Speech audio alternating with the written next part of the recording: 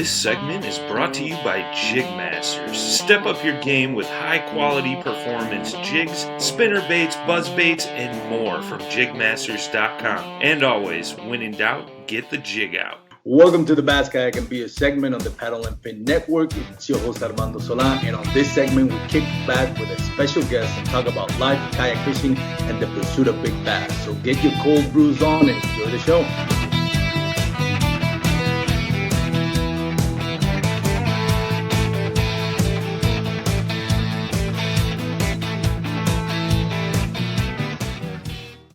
Welcome once again to the Bass, Kayak, and Beer segment on the Paddle and Fin Network, presented by Douglas Rods. Go to douglasoutdoors.com to check out the full lineup of LRS rod, X-Matrix rods, and the award-winning fly fishing rod. I always have a problem saying X-Matrix. I don't know why. But anyways, go check them out, douglasoutdoors.com. Great rods. So today I have a special guest as always, and I'm pretty excited about my guest today. His name is Josh Sharp. And he just comes fresh from winning the Bass Nation in Tennessee. Josh, how you doing, man? I'm doing good, man. How you doing? Pretty good, man. Super stoked to have you on the show. Thank you for, joining us and talking a little bit of kayak fishing and all that. Thanks for having me, man. It was good. I've actually got a tournament coming up this weekend for one of our local clubs. So did a little pre-fishing this week with a buddy. So looking forward to the weekend Saturday to do a little bit more tournament fishing. This one's going to be a challenge. So, so how did it feel to win the Bass Nation Tennessee?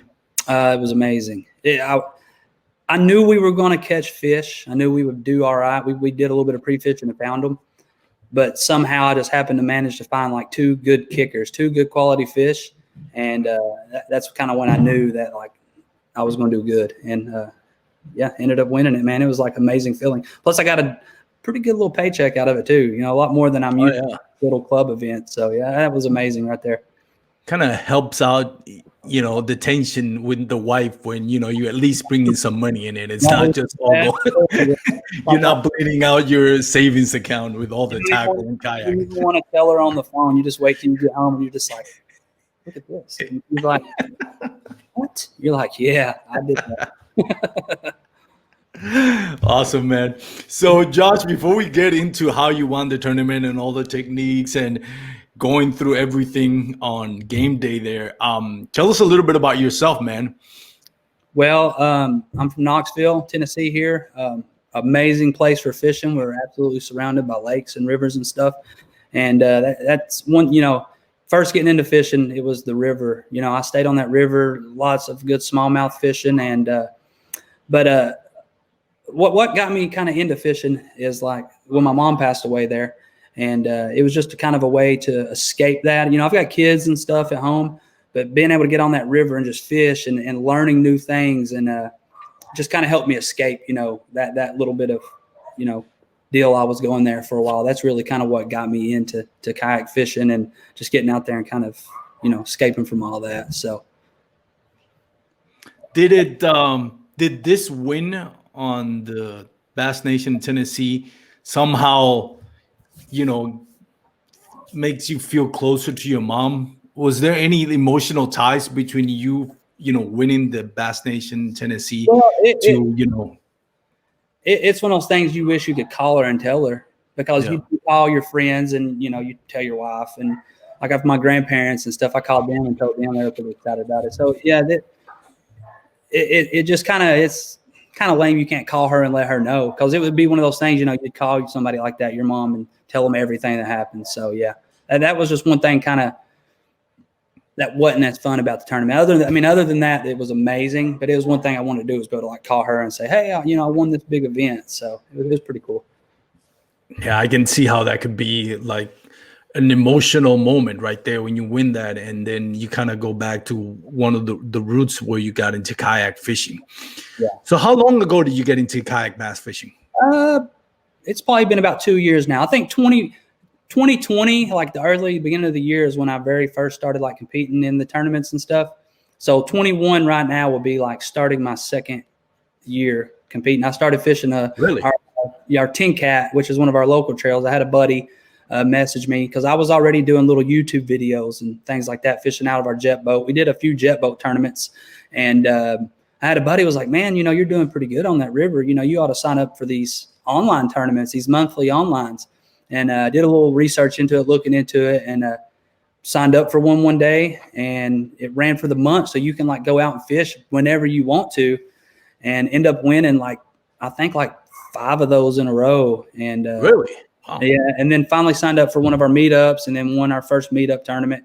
And yeah, like I said, that it just went from there. So I've fished a lot of local. I haven't did anything like really on the national level yet. So the Tennessee Bass Nation is my biggest event, but I did qualify for the Tennessee Bass Nation state championship on Lake Chickamauga. I qualified for that, and then I fished the state championship for I guess it was it's through Bass Nation, the Tennessee Bass State Championship, and that qualified for me the championship in Texas, the Bass Nation. Oh yeah, the Texas. Classic. Oh, I don't know if they call it. I think it's a Bass Classic. So I've qualified myself for some pretty big tournaments, just starting out in 2020. So did you start when you say you started like in 2020 kayak fishing? Were you bass fishing before that? Did you come from this long line of bass fishing experience throughout the years? Mm-mm. Never. I did a little bit of fishing like out of a pond. My grandparents owned 40 acres, and we had a little pond. It's about maybe a half an acre big, and a lot of bluegill. We had catfish in it and some largemouth bass. And yeah, just as a kid, my granddad we had fishing rods. He'd give us a fishing rod. We'd have bobbers and worms. And then I remember having some like little topwater poppers and stuff like that I never had anybody teach me. I don't even think he ever taught me, like here, I got these little lures, and I just kind of figured out how to do them myself. But I remember catching bass on topwater and stuff. And then I was probably 6 years old. And then after that, I never fished, I don't think again, maybe a little bit of catfishing until, like literally about 2 years ago. Wow. That's pretty, I'm sorry, go ahead. I interrupted there. Once I got into like the kayaks and stuff is when I, started fishing again. I just had a little sit-in 10-foot kayak, and it was like plastic seat, not stable, had a little milk crate on the back of it. Probably, I guess I watched a few YouTube videos or something, and then that's kind of how it transform into what it is now. So wow, let me tell you something. That's pretty impressive, especially when you were talking about Tennessee, which has a long history of bass fishermen. Yeah, it's not like other areas where bass fishing is just kind of like not in the infancies, but not that long tradition of bass fishing that there is in the South. And Tennessee is definitely one of the premier bass fishing destinations in the U.S. So for you to, on this small sample size, be able to go up against some of the best in Tennessee, that's pretty impressive. Do you see it that way, or how do you feel about that win? Was it something that you thought, okay, I'm definitely gonna win? Were you confident, or was there something just like, we'll see what happens? Well, I wouldn't say I thought I was exactly going to win it, but we did find fish pre-fishing. We went out there and pre-fished and found some fish, nothing of like size. I think my biggest one was probably 14 or 15 inches. And going into tournament day, we knew where to go. We knew what we were going to do. We had like almost a 2-mile paddle back, and I'm fishing out of a bona fide. So I'm actually paddling, against the wind. You've got guys in Hobies and stuff like that. And took us 45 minutes, I think it was, around there to paddle back to where we started. And yeah, I knew what I was going to throw. I was throwing like a Fritz-sided crankbait, and then I was throwing a little Kayak, and I stuck with those 2 baits all day long. And the plan was to go to the very back of this cove where they had bait fish like pushed back up in there. And when we came back the very next week for the actual tournament, the water had dropped, probably 4 or 5 feet. And I've seen that on my graph. Like, this water's way low, made some casts at nothing. So I worked my way back out towards stayed in the same cove. It was like 2 miles long, like this big, long, like cove. And I was fishing some rock bluff there that was about anywhere between like 12 and 20 foot deep. And I ended up working my way back out to like the deeper section headed towards the main channel. And I literally worked like probably a 200-yard stretch back and forth all day long, just switching up between that Fritz side and that Kayak, and end up getting 2 nice kickers, a 19 and a quarter or 19 and a half inch largemouth, and then a 19 and a 0.75 smallie. So Nice. What was your total bag? 86 inches. 86 inches. It's not bad at all. Yeah, it wasn't horrible. No, not at all. What was the second place at? 78. Oh, wow. 78.5, yeah.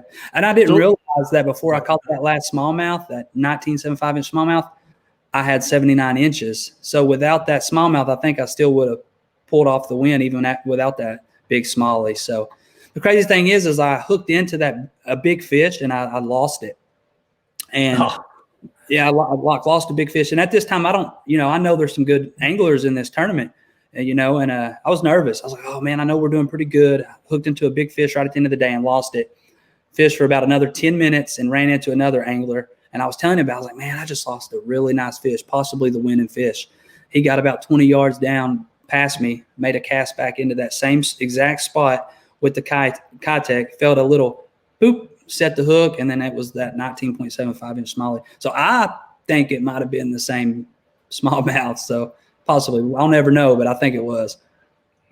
Yeah, it's hard to tell, but still, you got what you needed. Yeah, essentially.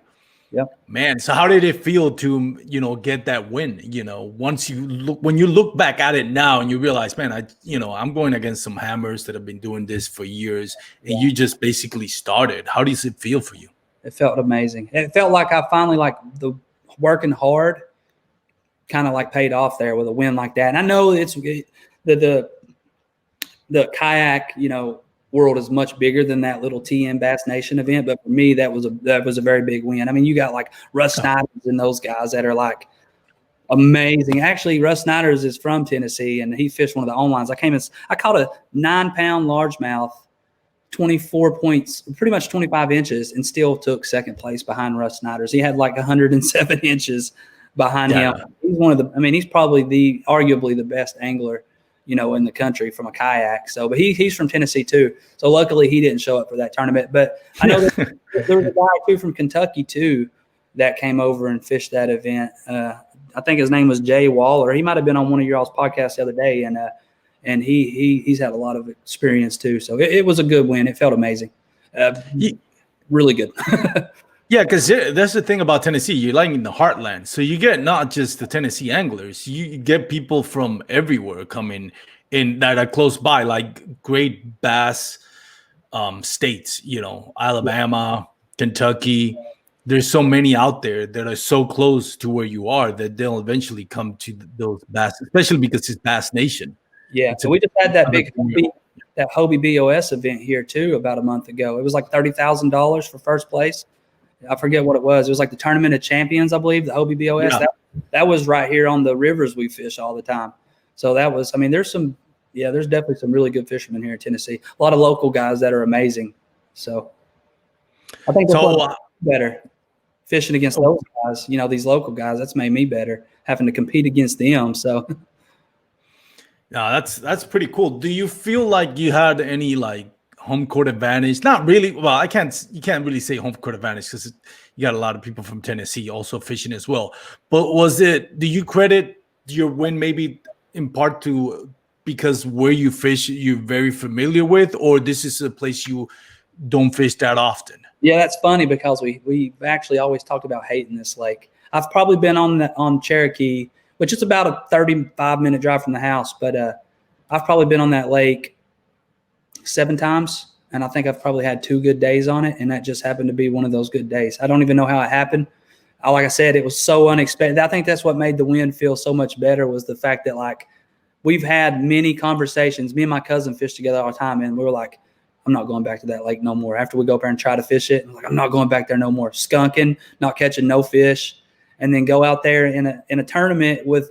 I fished 2 tournaments at the same time that day. I fished the Tennessee B.A.S.S Nation. And then there was a smaller local club, NETKA, the Northeast Tennessee Kayak Anglers. So I signed up for both of those at the same time. And I don't know. It just blew my mind that I actually won it on a lake that I've always kind of struggled on. That like I said, 7 or 8 times I've been up there. So it made it feel that much better. So was the smaller club tournament that was live too, or is it one of those things where you can pick where you want to fish? No, it was live too. Yeah, they did it at the same time. It was like a joint they did it so the guys in their club could fish the Tennessee Bass Nation event at the same time. And I ended up winning both. If you won the Bass Nation, you were going to win the smaller club too. So won both of those and got big fish for both. So like I said, I came home with the most I've ever won from a kayak tournament on both those little tournaments there. So that's awesome, man. Congratulations. Thank you. I like your story more than anything because I think for a lot of people that are just getting into kayak fishing, it's gonna be a motivational factor. I mean, to me, it takes so long to kind of like get good at kayak fishing for bass, especially when you're talking about a tournament, and going really out there to Bass Nation event and winning it, where you just have 2 years or maybe less of experience. That's pretty awesome. Yeah, probably just barely over a full year of actual competing experience, So, but I said, I'd fished a little bit before that, that year before. So that's why I say 2 years that I actually didn't compete at all. Just fished from the kayak, and we literally, like I said, I film YouTube videos and go out and just have fun and just film every little video. And when I go back and watch those, I'm like, oh my goodness, like I've learned so much and did not know what I was doing back then at all. Everything was like a Texas rig. That's all I knew. Texas rig. Throw it out. I bet you watch a lot of Fluke Master because that's how I got it, doing Texas rig. I watch a little bit of everybody. I like just watching guys like me and other, guys like you that just get on YouTube and just fit, just normal guys. I love watching that type of stuff. What do you credit your success so quick? Mastering. I don't know if mastering is a strong word. Your craft better than me, but how would you describe your talent as far as kayak fishing? Would you say you're a master, still a novice? I'd say I'm a novice at it. I mean, compared to a lot of these guys, I'm a novice, but I'm getting better. I feel weird. I don't know. I always feel weird bringing this up, but I used to box. I boxed for like probably 11 years, and you have to work hard boxing. You got to work hard, dedication. You got to, eat well, train hard, and just keep your mind focused. I think I've brought that over into fishing, where I won a tournament. I'm coming off another win from the TN Bass Nation and the NETK. I just won our local club up on a lake, Chilhowie Lake, and I actually submitted my last fish with 56 seconds on the left before line's out. Like I'm panicking, trying to get this fish submitted. Yeah. But I remember seeing guys leaving the ramp an hour early, just defeated, just gave up, and I didn't. And I think that I bring that from doing, all those years of boxing, digging deep, working hard, sticking it out to the last second. And that's what I did on Chihuahua. I ended up winning that one. I remember looking at my clock, 3 minutes left. It got me wrapped around a log. I had to pull the log up out of the water with my string, took the fish off, slapped that thing on my board, and was like, pick, took a mile. And then it was like literally 56 seconds left.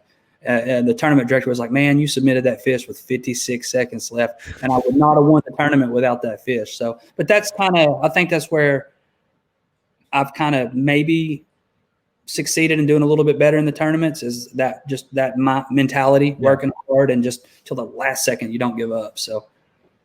Yeah, I think the mental aspect of it, the mental game, is something that's underrated. A lot of people don't realize that it is definitely a factor when it comes to kayak fishing. And whether it's recreational or competitive, if you kayak bass fishing, the mental aspect really plays a big part in your success or your downfall. Now, granted, there's days that you're gonna, no matter how strong mentally and psychologically you are, you're going to get skunked. Yeah. But overall, as far as your growth in the sport and getting better, I think the mental aspect's underrated, Yeah. What would you credit your success to got you where you are now in such a quick fashion? Just hard work, staying after it. I fish as every chance I get. I'm out there fishing. Like I've got a lot of buddies that, I can't go fishing today, or I can't do this. I'll get off work and go fishing, or I'll go fishing for a few hours and then go to work. I've got a little lawn care business. So during the summer, I make my own schedule. I can go out and get, I can go out and get what I need to get done, and then I can go fishing. And then really in the wintertime, I don't work that much at all. You can't mow grass in Tennessee, in the summer. So I do a lot of fishing during the winter. And that's probably helped me out a lot too, where guys are having to still, they're going to their regular job. I fish just a little bit more than I normally do through the wintertime. And I catch a lot of my bigger fish during the wintertime too. So yeah, I have the same situation, man. It's crazy because when I got into kayak fishing, everybody said, winter, sucks. A lot of my buddies that do fishing, they don't bother going fishing on winter, but I've found more success in winter than I usually do. Well, not necessarily post-spawn or pre-spawn, but a lot more success than in summer, mainly because it's Texas. This is not upstate New York where summer is nice, and cool. In Texas, I'm sure Tennessee is similar to that. It's 100-degree weather. Yeah, we get some cold weather down here though. Like last weekend during the weekend before during the Tennessee B.A.S.S Nation, I almost went to my truck. My feet were so cold. I had on wool socks, and I had that thought in my mind, like, I'm gonna go sit in the truck. And I didn't. I just kept fishing. But it was like a high of 36 or 37 degrees this past weekend. But I was bundled up with, toboggans, face, gloves, and everything. And I was still cold. Yeah, man.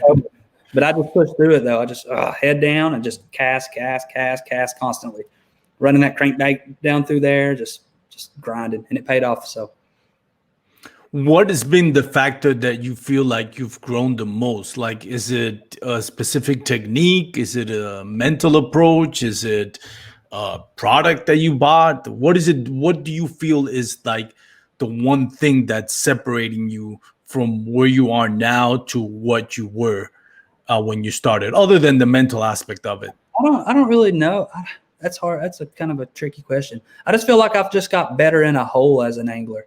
Just being in the tournaments, talking to other anglers, getting into kayak fishing. So I've watched more kayak fishing videos and more tournament videos and just learning from that. I've gotten better at a little bit more power fishing, cranking and figuring out when to throw this, when to throw a spinner bait, when to throw a crankbait, where the fish are, during the wintertime on the river and stuff like that. Just it's kind of been a little bit of everything that I've learned, not necessarily one thing. I just feel like I've just gotten better at fishing, especially compared to what I was. I've gotten better. I know there's a lot of really, really good anglers out there, guys that's got, like you saying, big backgrounds, as kids fishing with their dad and grandparents and stuff. I didn't have that, but from where I was 2 years ago, I've definitely gotten a lot better. Just constantly trying to just absorb everything and learn. So, yeah. Yeah, it sounds like it's a good mixture of time on the water and using the resources like YouTube and social media to kind of like, put the pieces of the puzzle together. Would you agree? Yes, 100%. Yep. Just trying to learn. Yeah, just trying to absorb it all and learn is pretty much what I do. So listen to other guys people that I know that are more experienced. Some of the guys that have been fishing the local club, for the last 4, 5, 6 years. Just listen to them, just letting them tell me, how they do this, or, just listening to people, What are some of the resources that you go to learn? You mentioned YouTube. Is there a specific channel that you watch? Is there like a specific program that you subscribe to, like Bass University? What do you get? Where do you feel that you get the most valuable information? Well, going out there myself and fishing is probably the number one thing, but I would definitely have to say YouTube. I feel like, have you not ever done anything that you don't really know how to do it? You get on YouTube and type it up. Yeah. I built a retaining wall, landscaping, and like literally YouTubed like some of like videos how to actually do it. So definitely YouTube. I like watching Greg Blanchard, Alex Rudd. I like listening to Alex. Was really smart, and he's a school teacher, so he can really like go into depth and explain things really good. So that helps. And just a lot of people like that. I like a little guy named SB Fishing TV. I like watching him. He used to fish a bunch of little John boat tournaments and stuff like that. I liked watching him. Christine Fisher, she's obviously really good at kayak fishing and stuff. Just a little bit of everybody. I don't have like a particular favorite channel. I catch myself going through clicking on random people, 300 subscribers or 5, people that aren't big, giant YouTube channels. I watch a little bit of everybody. So people like myself, smaller channels. That's pretty cool. Christine Fisher, yeah, definitely one of my favorite segments that she does is when she does a breakdown of a tournament she just competed. I think that's a lot of knowledge right there. And Black Blanchard also, I love what he does on his social media and his YouTube. Yeah, Greg is probably one of my favorite kayak channels for sure. Now you have your own YouTube channel. Tell us a little bit about that. It's Bass and Beers, right? Yep, Bass and Beer. Well, just going from what people's messaged me or commented, like, man, I really enjoy your channel because you're not trying to do anything super fancy. You just go out, you're yourself, you fish. That's what we do. We let the cameras roll the entire time. I talk to the camera like I'm talking to people watching it, but like we just record everything. We go out, we have fun, we're ourselves. It's just fishing. I feel like it's just real fishing, and I feel like people's kind of got to watch me advance. Like a lot of the people that's been watching it since I first started fishing a lot of those people are still watching me now after winning tournaments and stuff, and they've kind of watched me get better. Kind of a little trial and error thing, do things that some people are probably laughing at me like, why is he throwing that for? Stuff like that. People's got to kind of watch me just grow as an angler, through the YouTube channel. So does the negativity ever get to you? Do you get a lot of like haters and negative comments on it? I had a couple of people, like a couple guys that did that for a little while. Like I'd always get 2 thumbs down on them, like videos too. I know. It's like the same guys, because I ran into some people locally at a pond and stuff, and they was like, man, there's these 2 guys going around talking about you. They're saying bad things like, oh, that dude. People get mad for some reason when you film. Maybe they were mad because I was filming at their little honey hole at this little pond or something they fish all the time. But they were definitely saying bad things. And I put 2 and 2 together. There's always 2 dislikes.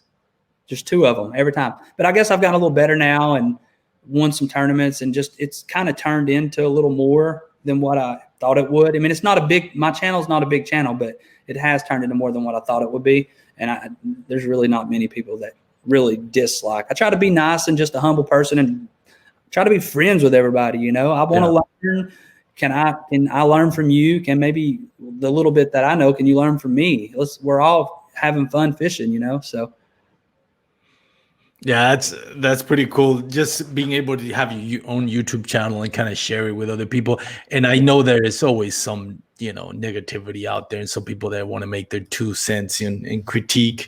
And I guess that's fine. Some of it is, it's okay if you want to, get better. But then again, some of it just kind of turns into hatred, and I think go down that rabbit hole. No matter what you do, you're going to have those people. No matter. I don't think there's a single successful person or at anything that hasn't had those people that hate on them. They just don't want to. Some people just can't stand it, So whatever. I always have the mentality. Listen, on my YouTube channel, like I only had my past podcasts, and I've gone back and forth. I want to record and put stuff out in my YouTube channel. The one thing that I always go back to is like, listen, if I ever get haters, that means they're watching. Mm-hmm. Like when you look at it, like nobody hates the Cleveland Browns. No offense to anybody that's from Cleveland or Browns fans that are listening, but nobody hates the Cleveland Browns because they haven't won anything. Now everybody hates the Patriots. Everybody that's not from New England hates the Patriots because they used to be, or they hate Tom Brady because he wins a lot. So the more haters you get, to me, is like, hey, that's proof that you're making it out there. That's the way I see it. Man. That's what I told my cousin. I was like, they're still watching it. Yeah. If they hate you, it's because you're being successful, you're doing something right. So that's the way I see it. Luckily, it's more on the good side of things, especially these days. I have a lot more people that it's usually good comments, nothing really bad. So that's good, man. Hope you keep growing that channel, man, and look forward to seeing more videos on it. Hopefully so, man. I'm just gonna keep doing it. Like I said earlier, like we're going to do it, whether it grows, whether it don't. We enjoy it. We're having fun, and it may not. You've got some of these channels that are like so fancy. I've got a nice camera and some nice little gear. We go out, but it's real. It's us right there. You get to see us just fishing, talking, being ourselves. Nothing crazy, fancy. And if it grows, it grows, and hopefully it does grow. But we're just going to keep doing our thing, having fun, keep putting them out, and we can always go back 10 years. Like we actually, before I got on here. we sat at my cousin for an hour watching all of our old videos from like a year ago, and we were sitting here cracking up watching those things. So we'll always have that, to go back and watch these things and create memories. Exactly. Yeah, sometimes it's intimidating when you start looking at other videos that have this very organized, very like professional camera work and professional editing. And yeah, I get it. It's kind of intimidating when you look at that. It's like, man, that takes a lot of money to make something like that. But when you're true to yourself and you're doing it because you love it and you're doing it because you want to share it, not necessarily because you want to be famous, you just want to share your passion, then I think that comes out. Your personality is going to come out and people are going to enjoy it. There's people that are not going to enjoy it, and that's fine. It may not be this big production that's going to get millions of followers, but it'll still be a few thousand people that are going to enjoy it at least.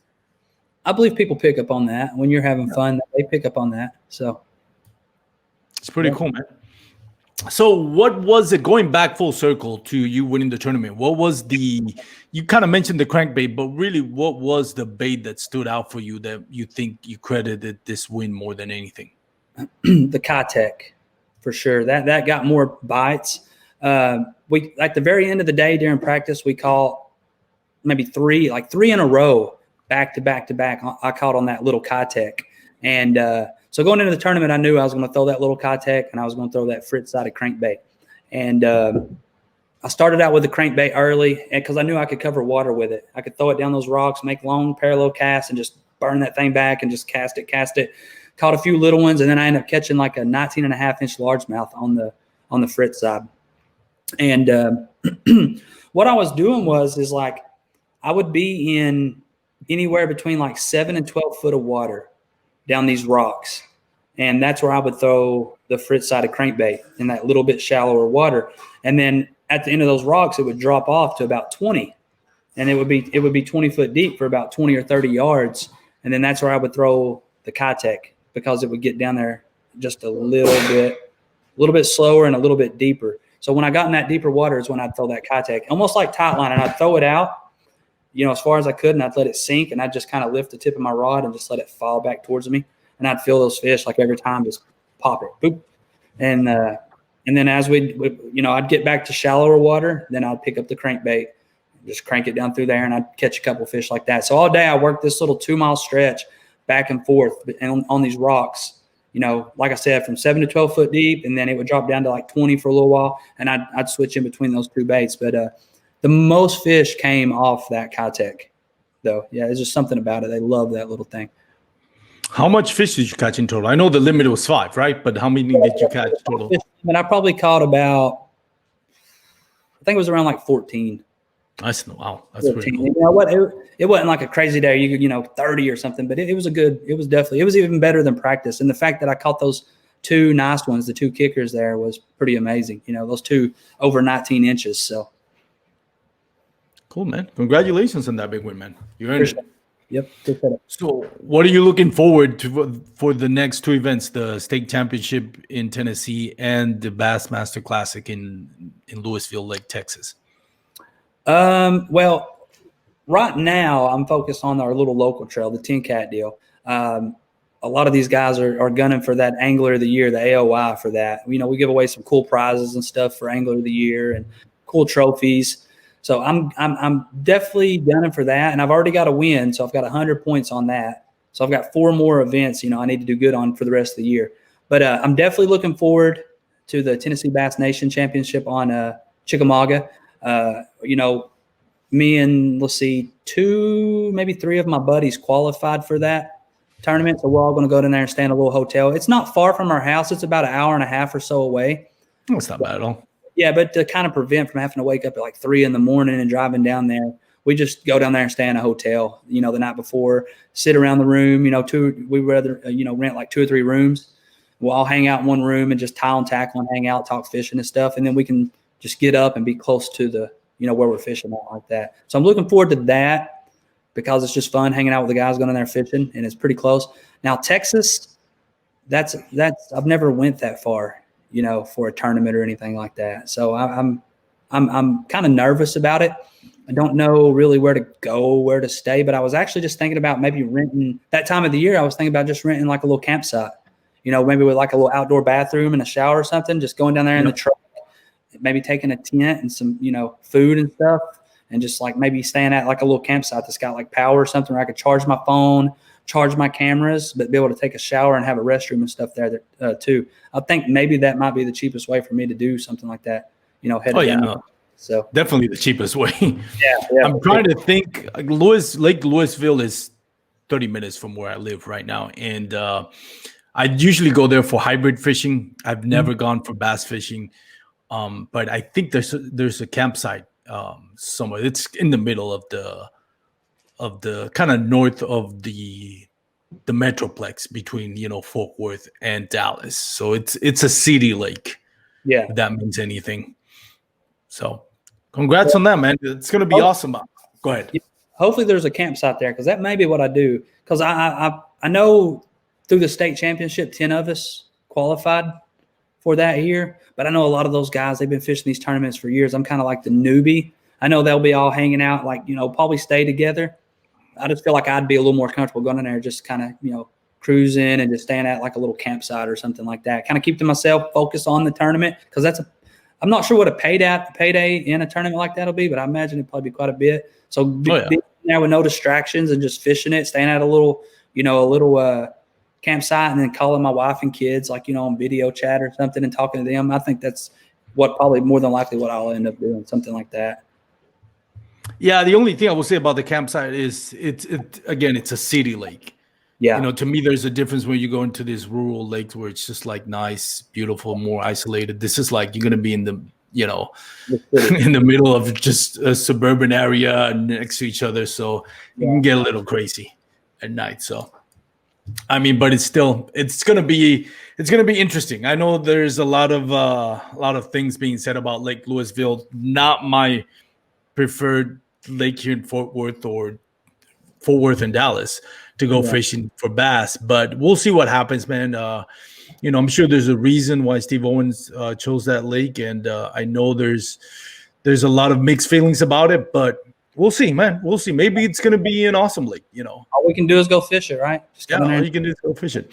That's interesting. Now, I thought the last Tennessee event on 2020 was the last event that you can qualify, but I guess they changed it maybe because of the whole COVID-19 and being pushed back to July.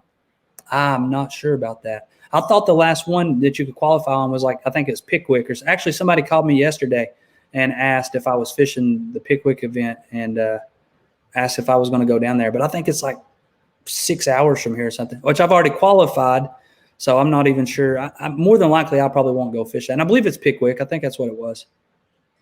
Cool.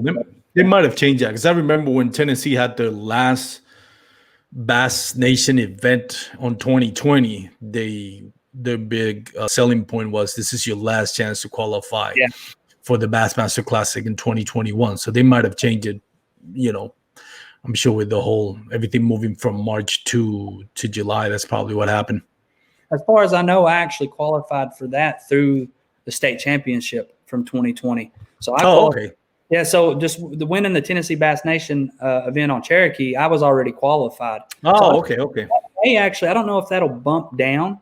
So maybe whoever, like the top 20 qualify. So maybe whoever finished in 21st may feel that 20th. Does that make sense? That makes perfect sense. That's usually how they do it, but I'm not quite sure on that. That may be how it goes. Since I was already qualified, I won that one. Maybe like the 21st person may qualify for that, championship. So I would have thought you would have qualified for the 2022 Bassmaster Classic, kayak event. That's what I thought. 1 year, you whatever you do on 2021, as far as Bad Nation qualifies you for 2022. Yeah. Maybe, hopefully, because maybe they qualified for one already. And then qualified for the other one. I've got guys I talk to that know so much about this stuff. Like they know when this event is. I qualified for this. I'm so new.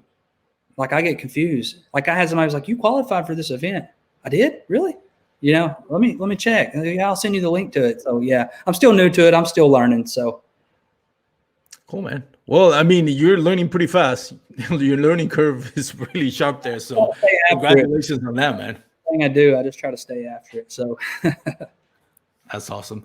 Well, Josh, thank you so much for joining our podcast. We do appreciate it. It's an honor to have you. Again, congratulations on your big win. Before I let you go, though, anybody you want to thank, sponsors, family members? Don't have any sponsors, but just thanks for, my wife who lets me go fishing all the time. Don't let you bring a paycheck. Yeah, my buddies who, I fish with, we all help each other out. My buddy Matt and my buddy Eric over at Cast to Catch, my cousin Bubba, we always run around in his jet boats and stuff like that. So that helps us learn a lot, and, all the guys at Tin Cat, Steve Owens, at the, Tennessee B.A.S.S Nation. Thanks to all those guys. So, yeah. But hopefully I'll pick up some sponsors eventually one of these days. I'll get a little bit better, maybe grab a few. Before I let you go, one quick question. Anything else that you feel like you want to work on to take you to the next level? I want to get a little more used to, I guess it's not really like a technique or anything, but just so many people travel, they're so used to just going here and going there and traveling all across the country. I think maybe next year I want to maybe look into branching out a little bit more, going and fishing like maybe a Hobie event somewhere in a different state, or just getting used to stepping out of my comfort zone just a little bit more and fishing something, where we got to drive 7 or 8 hours, 10 hours, like Texas. That'll probably be my first one, kind of stepping out of my comfort zone, heading down to Texas and fishing, against the best anglers in the entire country. So I think that's it right there. Just stepping out of my comfort zone and fishing some bigger tournaments. So. Yeah, definitely, man. So, hey, hope I catch you over here when you're coming. I'm not taking part in the Bass Master Classic, but I'm sure I'll be hanging around there. I'll meet you when you come back over here, man. Yeah, if you're 30 minutes down the road. Oh, yeah, it's really close. It's a nice lake. It's a beautiful lake. So we'll see, man. It might be one of the best, turnouts and one of the most exciting events in the calendar. So no matter what, I'm going to go, and you already know somebody's going to find some good fish. So oh yeah, they always do. Well, thanks again, Josh, for joining us. Hope you have a great day. Have a great week. For those out there listening, thank you for joining us. And if you made it this far, we do appreciate it. Always keep in mind when you're out on the water, please stay safe. Take the necessary precautions to make sure you make it back home to your loved ones. This has been the Bass Kayak and Beers Network, presented by Douglas Outdoors. Go check them out, douglasoutdoors.com. Have a great day. Have a great week. Peace. Thanks for tuning in to another killer episode on Paddle and Fin. Don't forget to go check out our website at paddle.fin.com. Don't forget to check out the YouTube channel at Paddle and Fin. If you got a question, comment, want to hear from a future guest on a future episode, feel free to email us at paddle@gmail.com. Don't forget to follow us on social media at Paddle and Fin on Facebook and Instagram. Shout out to our show supporters, Angler. The Angler button and app just makes for a better time on the water and creates a virtual logbook for every fishing outing out on the water. Shout out to Rocktown Adventures, located in Northern Illinois, for all your kayaking, camping, and hiking needs. Shout out to Jig Masters Jigs. When in doubt, get the jig out. Go to jigmasters.com.